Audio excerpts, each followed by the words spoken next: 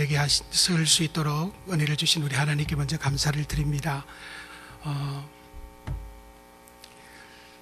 많은 기도가 있었습니다. 많은 눈물이 있었습니다. 그런 가운데 하나님께서 저와 여러분을 사랑해 주시고 또 하나님의 놀라운 그 임재의 역사가 저는 이 구덕교회에 매일매일 순간순간마다 일어나기를 간절히 축원합니다.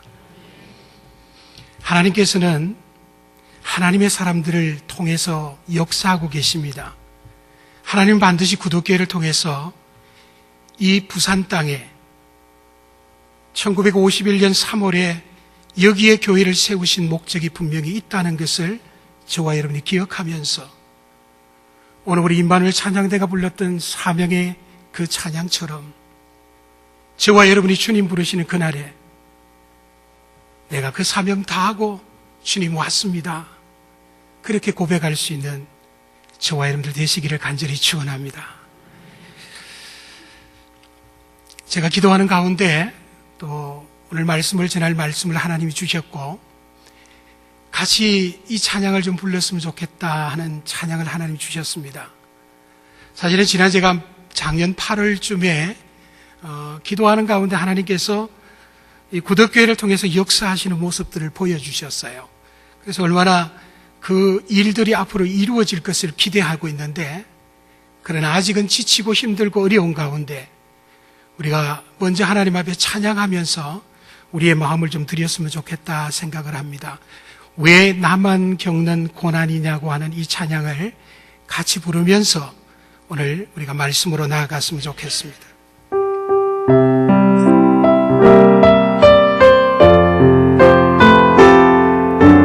하나님 앞에 진실한 마음으로 이 찬양으로 고백하십시오. 왜 나만 겪는 고난이냐고 불평하지 마세요. 고난의 뒤편에 있는 주님이 주실 축복 미리 보면서 감사하세요. 너무 견디기 힘든 지금 이 순간에도 주님이 일하고 계시잖아요. 남들은 지쳐 앉아 있을지라도 당신만은 일어서서 우리 옆 사람을 보면서 그러면 일어서세요. 힘을 내세요. 힘을 내세요. 주님이 손잡고 계시잖아요. 주님이 나와 함께하고 있는다면 어떤 역경도 이길 수 있잖아. 힘을 내세요.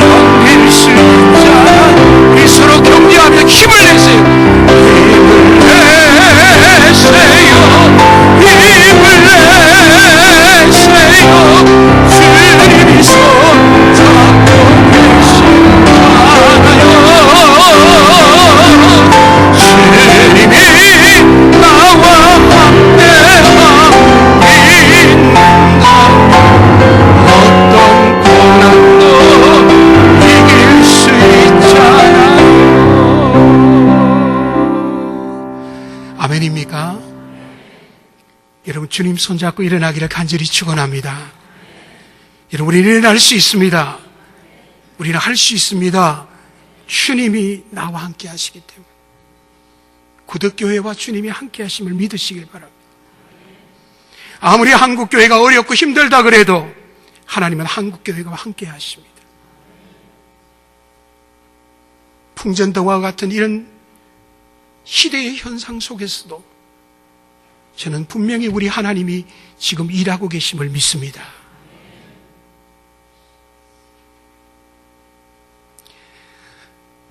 제가 고등교회에서 짧은 사역을 했습니다. 저도 몇 년인지 기억을 못합니다. 원덕기 집사님이 고2 때입니다. 몰라도 됩니다. 모르는 게 정상입니다. 저를요 다 알면 교회에 문제가 있습니다. 제가 처가가 항서교회인데요, 제가 헌신예배를 갑니다. 지금 장모님도 살아계시고 처남도 있고 다 있습니다. 거기에 있는 분들이 전부 다 저를 알면 그 교회는 문제가 있습니다. 몰라야지요. 무슨 말입니까? 새 가족들이 계속해서 와야 되는 거죠.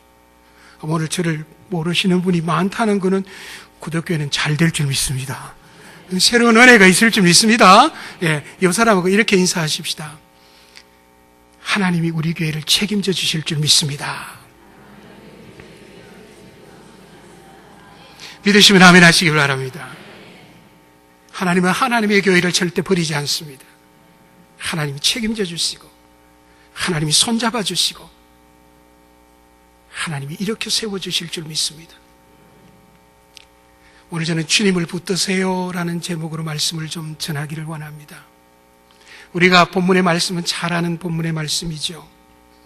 예수님께서 갈릴리 바닷가에서 많은 무리들을 가르치셨습니다. 날은 저물었습니다.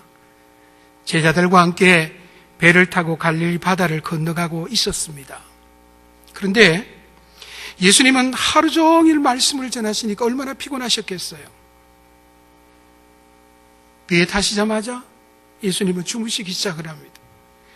예수님께서 주무시고 있는 가운데에 오늘 일어났던 일이 오늘 성경 본문의 말씀입니다.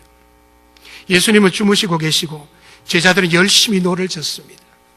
여러분, 제자들 중에는 뱃사람들이 있습니다. 어부들이 있습니다. 누구보다 이 갈릴리 바닷가의 상황을 잘 아는 제자들이었습니다. 열심히 노를 젓고 있는데 보니까 갑자기 갈릴리 바다에 광풍이 불었다, 그렇게 얘기를 하고 있습니다. 여러분, 우리가 이 갈릴리 바다, 갈릴리 호수, 팔레스틴에 있는 북쪽에 있는 갈릴리 지역의 호수입니다. 이스라엘에서는 두 번째로 큰 호수입니다. 호수라고 하지만은 규모가 너무 큰 것을 우리가 알 수 있습니다. 물을 담아놓은 담수호입니다. 크기를 보니까 호수의 둘레가 얼마나 되냐면 53km가 됩니다. 별로 놀라지 않으니까 계속해서 얘기를 하겠습니다. 남북의 거리는 21km였습니다. 동서로는 11km입니다. 그리고 해수면으로부터는 209m가량 아래에 위치해 있습니다. 그리고 수심의 평균 깊이가 26m, 가장 깊은 곳은 43m 정도 된다, 그렇게 나와 있습니다. 성경에 보면 게네사렛 호수라고 말하기도 하고 요한복음에 보면 디베랴 바다라고 하기도 하고 괜찮습니다. 바다로 해도 이만큼 큰 우리가 바다를 우리가 볼 수 쉽지 않지 않습니까? 호수라 하기에는 너무 큰, 바다도 좋고 호수도 좋습니다. 그런데 이 갈릴리 호수는 여러분 성지순례 가신 분들은 알겠습니다만은 골란고원이라고 하는 그 사이에서 이 갈릴리 호수와 골란고원의 이 사이에 한 1200m 정도 되는 그런 급격한 표고차가 있어서 가끔 한 번씩 갑자기 광풍이 분다, 그렇게 나와 있습니다. 전혀 예측하지 못하는 일들이 벌어진다는 거죠. 잔잔하다가 갑자기 바람이 부는데 보니까 헐몬산이라고 하는 그 헐몬산에서 불어온 차가운 바람이 따뜻하게 데워져 있는 이 호수의 공기하고 부딪혀가지고 생기는데, 이때 갑자기 잔잔하던 호수가 2m가 넘는 파도가 일기 시작하는 그런 일들이 가끔씩 벌어진다고 합니다. 오늘 본문의 말씀에 지금 그런 형상들이 지금 벌어지고 있다고 하는 것입니다. 이 호숫가에 이런 일들이 일어나고 있다는 것은 이미 어부 출신인 제자들은 알고 있었습니다. 그리고 그 배를 지금 잘 저어서 자기의 스승이신 예수님을 모시고 지금 건너가려고 하고 있는 그런 노련한 어부들이 그 배에 있음에도 불구하고 지금 혼란스러운 상황이 벌어지기 시작을 합니다. 바닷물이 배 위로 막 들어오기 시작합니다. 파도가 칩니다. 그러니까 배가 들렸다 내렸다 들렸다 내렸다 막 그렇게 하기 시작을 합니다. 마치 지옥으로 내려간 것 같습니다. 다시 올라갑니다. 그 일들이 반복이 되니까 제자들도 두려워하기 시작을 했습니다. 오늘 성경 말씀을 한번 보십시다. 오늘 본문 말씀을 한번 보시면 이렇게 얘기합니다. 제자들이 뭐라고 얘기하냐면 주여 우리가 죽게 되었습니다. 한번 따라할까요? 주여 우리가 죽게 되었습니다. 주여 우리를 도와주십시오. 뱃사람들인 제자들이 있는 배에서 광풍이 인다는 것도 어느 정도 인지하고 있는 상황에서 나름대로 그들이 노력하지 않았겠습니까? 잠깐만 이 시기를 지나면 괜찮을 거라고 생각했을지도 모릅니다. 그런데 더 심하게 파도가 일기 시작하고 생명의 위협을 느끼자 결국 그들은 자기의 기술과 자기의 생각과 자신의 경험들을 다 내려놓습니다. 그러면서 그들이 하는 말이 주여 우리가 죽게 됐습니다. 주여 도와주십시오. 예수님을 주무시는 예수님을 깨웠습니다. 예수님이 너무 피곤한 거 알았기 때문에 가급적이면 스승이신 예수님 그냥 깨우지 않고 우리가 한번 해결해 보려고 했습니다. 내 경험으로 한번 해보려고 했습니다. 내가 수많은 이 배를 타고 여러 가지 경험이 있기 때문에 내가 할 수 있다고 생각했는데 이거는 제자들이 할 수 있는 상황을 벗어나기 시작을 하는 것입니다. 그때 제자들이 주님 우리가 죽게 되었습니다. 주님 우리를 도와주십시오. 그러면서 스승이신 예수님을 깨우기 시작을 합니다. 그러니까 일어난 일이 26절인데 우리 26절 말씀을 다 같이 한번 읽으십시다. 26절 같이 읽습니다. 시작.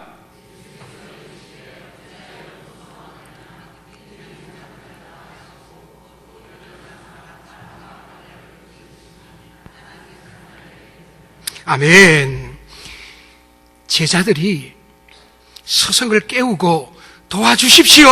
우리가 죽게 되었습니다. 그렇게 얘기하니까 예수님 깨어나셔서 말씀하시기를 믿음이 적은 자들아 왜 무서워하느냐 믿음이 적은 자들아 그러면서 일어나셔서 바람과 바다를 꾸짖으시니까 바다가 잔잔해졌다는 것입니다.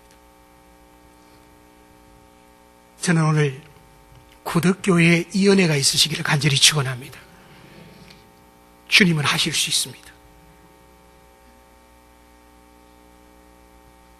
잔잔해졌다는 것입니다. 여러분 우리가 인생을 살면서 수많은 광풍을 만납니다. 나라적으로는 지금 마음은 나눠져 있습니다. 보지 말아야 될 것, 듣지 말아야 될 것, 일어나면 안 될 일들이 나라 안에 곳곳에 일어나고 있습니다. 나라에 광풍이 불고 있습니다. 한국교회는 신뢰가 추락해 있고 교회에도 광풍이 불고 있습니다. 경제는 어려워서 경제에 광풍이 불고 있습니다. 가족은 해체되기 시작하고 부모와 자식 간에 부부 간에 고부 간에 갈등 속에서 광풍들이 일어나고 있는 이 절박한 환경과 상황 속에서 우리가 어떻게 이 광풍을 잔잔하게 할 수 있는가? 인생을 살면서 광풍이 없는 사람은 없는데 오늘 주님이 명하시니까 잔잔해졌다는데 우리의 인생에 다가오는 이 광풍을 우리가 어떻게 좀 잔잔해지게 할 수 있는가? 그게 오늘 말씀에 초점을 맞추기를 원합니다. 저는 이 짧은 시간에 몇 가지의 말씀을 여러분에게 드리기를 원합니다. 첫 번째는 오늘 제목하고 같습니다. 한번 저를 따라하면 좋겠습니다. 주님을 붙들어야 합니다. 주님을 붙들어야 합니다. 근데 어떻게 이렇게 잘하세요? 대단하십니다. 한 번도 빠짐없이 다 하신 것 같은데 이제 옆 사람하고 이렇게 이야기하십시다. 집사님, 권사님, 장로님, 주님을 붙들어야 합니다. 호소력 깊게 해서 감동할 수 있도록 하십시오.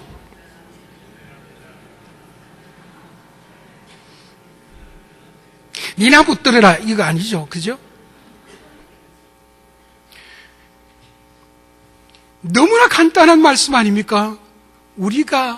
우리에게 다가오는 광풍을 잔잔하게 할 수 있는 첫 번째, 주님 붙들면 된다는 거예요.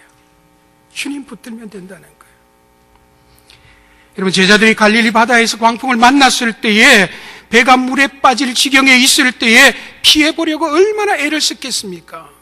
선생님 안 깨우고 해결해 보려고 했지만은 불가능했다는 거예요.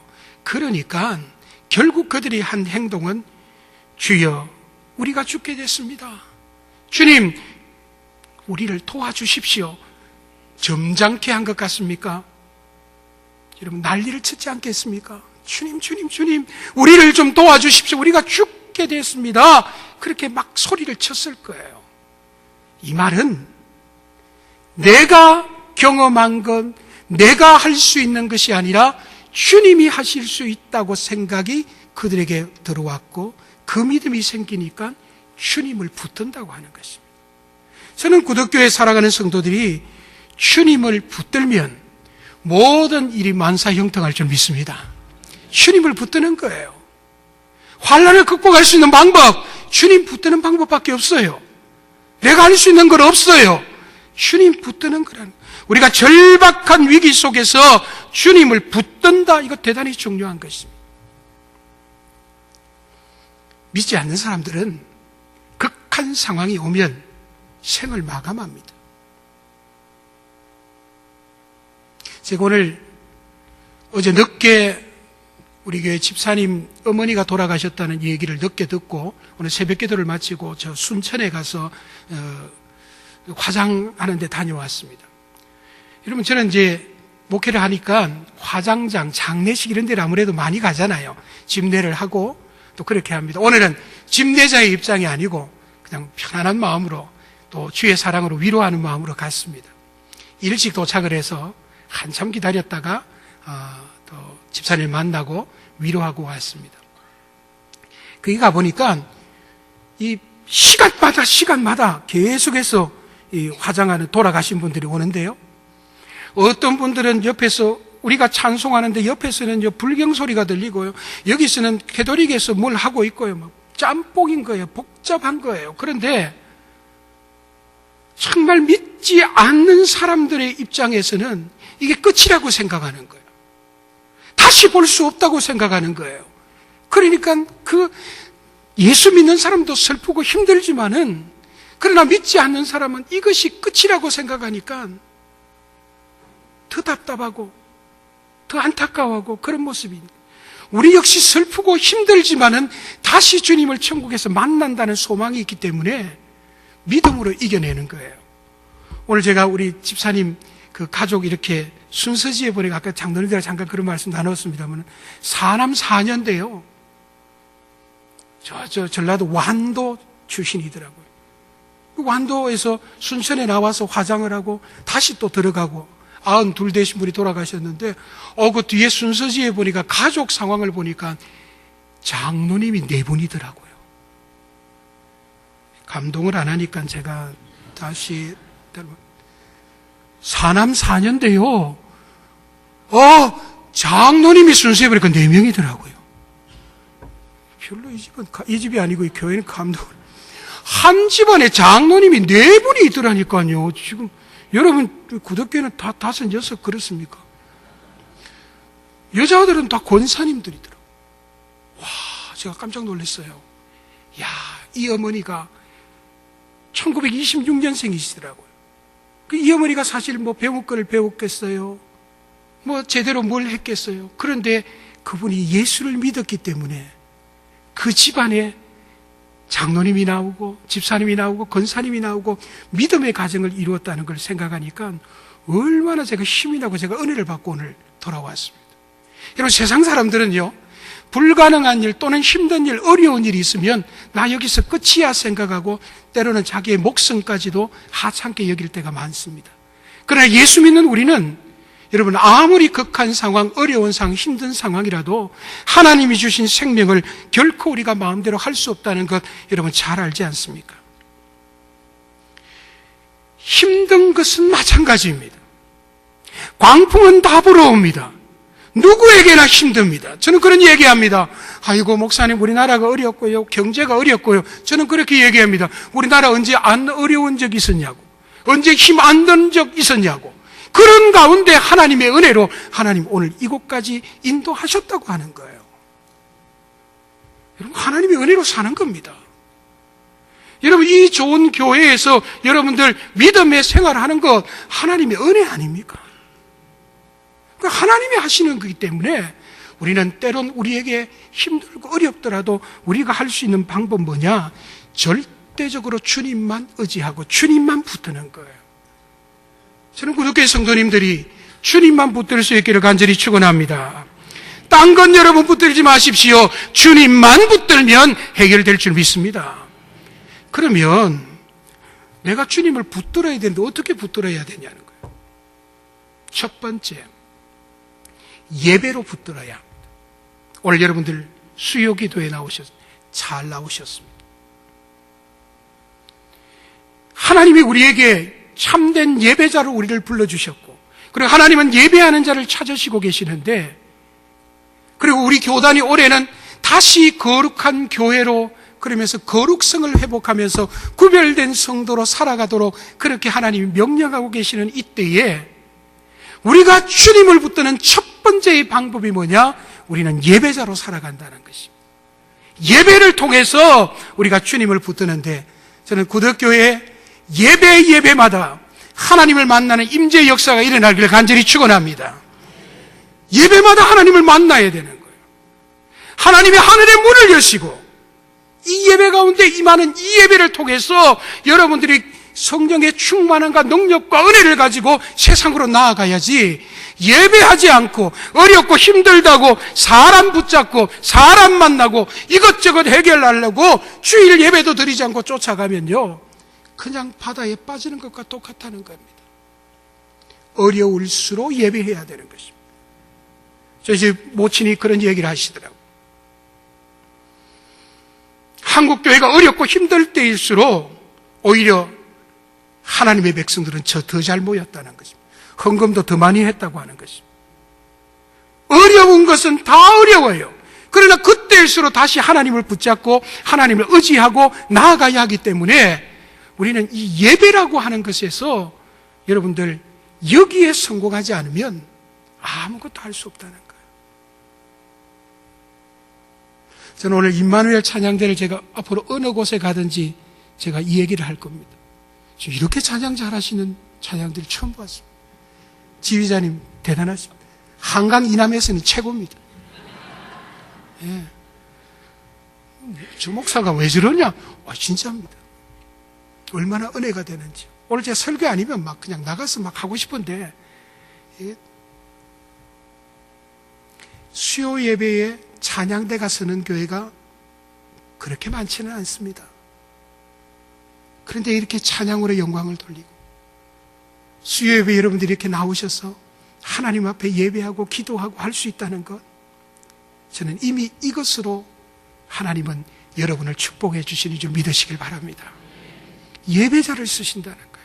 하나님이 예배하는 자, 잠언 8장 17절에 이렇게 말씀하잖아요. 나를 사랑하는 자들이 나의 사랑을 입으며 나를 간절히 찾는 자가 나를 만날 것이니라. 여러분, 예배 때마다 그냥 앉아만 계시는 것이 아니라 하나님을 만나고 갈 수 있기를 간절히 축원합니다. 그러면 신이 납니다. 하나님 만나고 나가면 나갈 때 신이 나는 거예요. 하나님의 이제 저희 교회 이제 주일 예배할 때 찬양을 하거든요. 그러면 임재라고 하는 찬양을 합니다. 제가 나가고 찬양 때 하늘의 문을 여소서 하는 찬양을 하는데요. 성령이 강력하게 역사하시니까요. 제가 손을 든데 제 손을 주체할 수가 없는 거예요. 이거는 내가 하는 게 아니라 성령님이 하시니까. 저에게 80 넘으신 어른들이 손을 들고 하나님을 찬양하는 거예요. 제가요, 손 들고 합시다 이럴 때는 잘 안 해요. 그래서 이제 바꿨어요. 그냥 아무 말 안 하고요. 하니까요. 85, 6된 은퇴 권사님이 손을 들면서 하늘의 문을 여소서 찬양을 하는 거예요. 성령의 강력한 임재가 임하니까 우리의 언어가 바뀌고 우리의 생각이 바뀌고 우리의 삶이 바뀌는 줄 믿으시길 바랍니다. 첫 번째 중요한 것, 여러분 무엇을 하든지 간에 여러분이 주님을 붙드는 첫 번째 방법은 예배를 통했습니다. 예배하지 않고는 여러분 결정하면 안 됩니다. 예배입니다. 두 번째는 한번 따라할까요? 부르짖는 기도. 부르짖는 기도. 부르짖어야 된다는 것입니다. 이스라엘 백성이 애굽 땅에서 430여간의 그 고난과 고통 속에서도, 여러분 출애굽기를 잘 보십시오. 하나님께서 이스라엘 백성의 그 고난과 고통과 힘듦의 부르짖음을 하나님이 들으셨다, 그렇게 얘기합니다. 결국 하나님께서 모세를 통해서 이스라엘 백성들을 출애굽시킵니다. 간절함이라고 하는 것입니다. 저와 여러분이 예배를 통해서 주님을 붙들 뿐 아니라 이제는 우리는 부르짖는 기도를 통해서 주님을 붙들어야 된다는 것입니다. 여러분, 이 제자들이 한번 보십시오. 지금 고난과 고통과 힘듦과 어려움, 지금 이 광풍 속에서 주님을 부를 때 그들이 소리를 쳤을 것입니다. 주님, 주님, 주님! 그러면서 소리치면서 주님, 우리가 죽게 됐습니다. 우리의 삶의 현장에서 우리가 이런 기도가 있었으면 좋겠습니다. 하나님, 너무 힘들어요. 하나님, 너무 답답해요. 하나님, 교회 와도 재미가 없고요. 교회 와도 마음이 상하고요. 교회 와도 힘들고 어려운 마음들이 있는데 하나님, 내 마음을 녹여주십시오. 내 마음을 성령으로 녹여주십시오. 우리가 그렇게 부르짖어 기도해야 하는 것입니다. 우리가 예배를 통해서 부르짖는 기도를 통해서 회복이 되지 않으면 여러분 신앙생활하는 재미가 없습니다. 여러분이 정말 기쁘고 즐겁고 정말 하나님 주신 은혜를 가지고 믿음으로 선포해 나갔던 그때를 생각하면서 다시 부르짖는 기도가 활발하게 타오를 수 있는 구덕교회 모든 성도들 되시기를 간절히 축원합니다. 부르짖으라고 하는 것입니다. 힘들고 어려울 때 주님 부르짖으면 주님은 결코 외면하지 않으신다는 거예요. 어떤 분 그러죠. 아이고 주님 뭐 기가 좀 어둡나, 뭐 좀 조용히 해라. 조용히 기도하는 것도 있습니다. 그거는 굉장한 그 뭐라 그럴까요? 영적 수준이 있는 거죠. 여러분 힘든데 지금 내가 부르짖어야지요. 부르짖어야죠. 제자들이 부르짖었더니 결국은 하나님께서 예수 그리스도, 예수님이 그 배에 계셨고 예수님이 그 모든 상황을 종료시켜 주시더라는 거예요.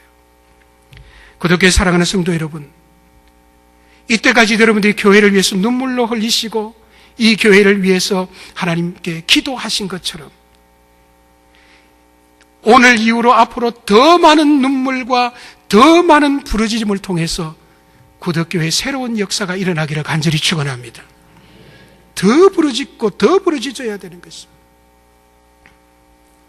소경 바디메오가 다윗의 자손이여 나를 불쌍히 여기소서 부르짖을 때에 그의 눈이 떠진 것처럼 오늘 저는 이 자리에 오신 저와 여러분이 영적인 눈을 뜨는 역사가 일어나기를 축원합니다. 눈을 떠야 하는 것입니다. 주님은 지금도 우리가 기도하기를 원하십니다. 주님은 우리가 지금도 부르짖어 기도하기를 원하시고 지금도 주님은 간절하게 우리가 기도하는 것을 하나님 원하고 계신다는 것입니다. 저와 여러분이 믿는 예수님은 능력이 많으신 주님을 여러분 믿으시길 바랍니다. 못하는 것이 없습니다. 모든 것 다 하시잖아요. 여러분 그런 경험 있으시잖아요. 내 힘들고 어려울 때 아무에게도 이야기하지 못했던 상황 속에서 새벽 제단을 쌓으면서 기도하면서 저녁 시간에 아무도 오지 않는 그곳에서 하나님께 기도하여 눈물로 기도했더니 하나님 오늘 이런 복을 나에게 주신 것, 수많은 간증들, 바로 여러분들이 간증의 주인공들 아닙니까? 다시 일어서기를 원하고, 다시 세워지기를 원하고, 다시 하나님의 은혜가 넘치기를 원해서 사랑하는 성도 여러분, 간절히 부르짖으시기를 간절히 축원합니다. 어느 미국에 한 통나무집이 있었다고 합니다. 거기에는 몸이 좀 저처럼 좀 약한, 웃는 이유는 모르겠습니다. 좀 약한 분이 계셨어요. 좀 육신이 쇠하고 너무 힘든 거예요. 그런데 그 집 입구에 큰 바위가 있는 거예요. 그러니까 이 몸도 약하고 힘들어하는 이 사람이 그 집을 출입하는데 이 바위를 이렇게 비스듬히 해서 통과해서 들어가니까 너무 힘들고 너무 답답한 거예요. 그런데 너무 답답하고 힘든 가운데 어느 날 하나님의 음성이 들렸습니다. 하나님 뭐라고 말씀하시냐면, 사랑하는 아들아, 집 앞에 바위를 매일 밀어라. 어떻게 해요? 뭐예요? 매일 밀어라. 그렇게 해요. 그 음성을 듣고 이 약한 사람이 바위를 밀기 시작합니다. 희망을 가지고 매일매일 바위를 밀었습니다. 세월이 흘러서 8개월이 지났습니다. 어떻게 되었을까요? 1번 바위가 굴러서 옆으로 떨어졌다. 2번 그대로 있다. 3번 모르겠다. 예. 어떻게 됐을까요? 왔다 갔다 하네요. 이 사람이 8개월 동안 매일 바위를 밀었는데 이상한 생각이 들더라는 거예요. 자기가 매일매일 밀면 뭔가 바위에 역사가 일어나야 될 것 같은데 이상해서 자로 한번 재보니까 1cm도 안 움직이더라는 거예요. 8개월 동안 밀었는데 1cm도 안 움직였어요.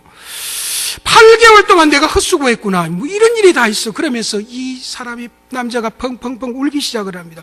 그때 하나님께서 다시 그에게 말씀합니다. 사랑하는 아들아, 왜 그렇게 슬피 우느냐. 그러니까 잘 됐다 생각하고 이 사람이 얘기합니다. 하나님 때문입니다. 아니 무슨 소리냐. 하나님 말씀대로 내가 8개월 동안 밀었는데 하나님 바위가 꼼짝도 안 했네요. 바위는 그대로 있네요. 전혀 옮겨지지 않았습니다. 그렇게 얘기하는 거예요. 하나님께서 대답을 합니다. 아들아, 나는 네가 바위를 옮기라 말한 적 없고 나는 바위를 밀라 했을 뿐이다. 그렇게 얘기를 하는 거예요. 그러면서 뭐라고 말씀하냐면, 야, 너 집에 들어가서 너 얼굴 한번 봐. 거울 한번 봐. 이렇게 얘기를 하더라는 거예요. 이 남자가 8개월 동안 매일 그렇게 밀고 했는데 전혀 반응이 없었는데 이제 집에 가서 거울을 보는 순간에 깜짝 놀랐습니다.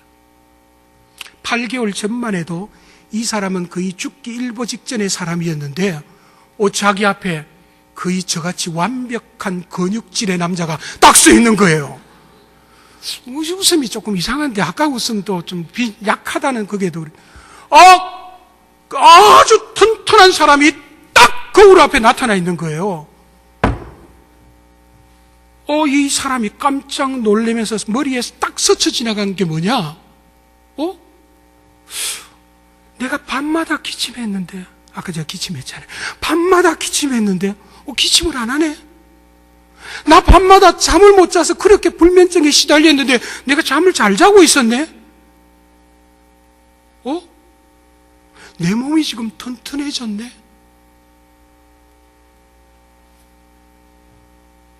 여러분, 이게 무슨 얘기입니까? 하나님의 계획은요, 그 사람으로 하여금 바위를 밀어서 바위를 옆으로 굴려서 자기의 출입이 좋게 하기 위한 것이 아니라 하나님의 계획은 그 사람을 변화시켜 주는 거라는 거예요. 오늘 마찬가지입니다.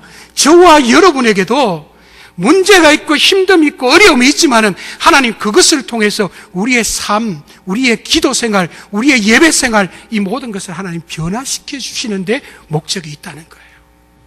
그러면 나에게 오는 고난, 나에게 하는 고통, 이게 여러분 감사의 조건이 될 수 있잖아요. 누가 뭐래도 하나님이 구덕교회에 주신 은혜라면 감사할 수 있어야 하는 것입니다. 하나님이 이 교회에 내가 나와서 여기에서 하나님을 만나고 여기에서 하나님 앞에 예배하는 삶을 살게 하셨다면 하나님의 뜻이 있다는 것을 믿고 여러분 담대하게 믿음으로 선포하고 나아가시길 바랍니다. 먼저 앞에 있는 어떤 문제에 너무 집착할 필요가 없습니다. 모든 문제들은 다 가지고 있습니다. 그러나 그 문제를 바라보면서 하나님의 뜻을 찾아가는 그 사람에게 하나님은 은혜와 복을 주시고 삶의 변화를 허락하신다 하는 것입니다. 우리 내면의 변화가 일어나는 것입니다. 여러분, 정말 우리가 주님을 붙들고 나아가는 중요한 것은 뭐냐면 우리에게 믿음이라고 하는 것이 있어야 된다는 것. 한번 따라서 믿음이 있어야 합니다. 제자들이요, 배에서 예수님을 깨우면 예수님의 능력으로 할 수 있다는 것을 그가 알기 시작했습니다. 믿음이 생겼다는 거예요. 여러분, 주님은 하실 수 있는 분이고 주님은 모든 것을 주관하시는 분이고 주님은 구덕교회를 통해서 66년여 세월 동안 하나님이 그 비바람과 고난과 고통 속에서 6.25 때 피난 오신 분들이 1951년에 제가 왜 51년을 아냐면 저희 교회도 51년이거든요. 저희 교회는 12월이거든요. 작년에 65주년 했거든요. 똑같잖아요. 그죠? 그간의 그 전쟁과 고난과 고통 속에서 하나님이 신앙의 자유를 찾아온 그분들을 하여금 눈물로 기도한 기도의 제단들을 통해서 하나님이 역사하고 계시다는 것을 믿고 우리 또한 그 믿음들을 받아서 지금 그렇게 살아가고 있다고 하는 것입니다. 여러분, 누가 뭐래도 예배와 기도와 믿음을 통해서 우리가 주님을 붙들기만 한다면 어떠한 광풍이 불어도 다 이기게 될 줄 믿습니다. 우리 주님은 결코 그건 내버려 두지 않습니다. 우리 주님은 결코 그냥 두지 않습니다. 우리가 믿음으로 기도하고 믿음으로 나아가면 주님은 잠잠하게 하실 뿐 아니라 거기에서 더 큰 일도 하게끔 하신다는 거예요. 더 큰 일들이 우리의 가정과 교회와 나라를 통해서 하나님은 하신다고 하는 것입니다.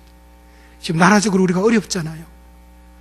제가 뭐 찬반을 이야기하는 건 어렵다는 건 다 인식하잖아요. 그러나 저는 기도하기는 하나님은 반드시 대한민국을 새로 일으켜 세우실 줄 믿습니다. 하나님이 하셨어요. 여기에는 순교의 피가 있어요.